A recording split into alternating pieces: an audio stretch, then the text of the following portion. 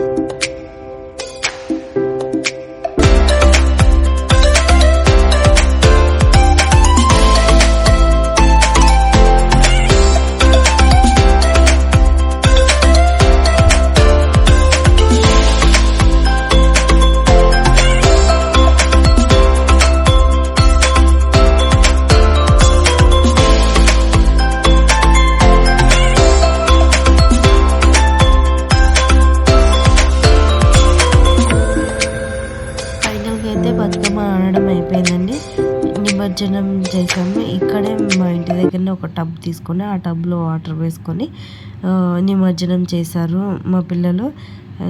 నేను మీకు సద్దుల బతుకమ్మకి చెరువు దగ్గర ఎలా చేశారో నేను సద్దుల బతుకమ్మలో చూపిస్తాను. Thank you for watching.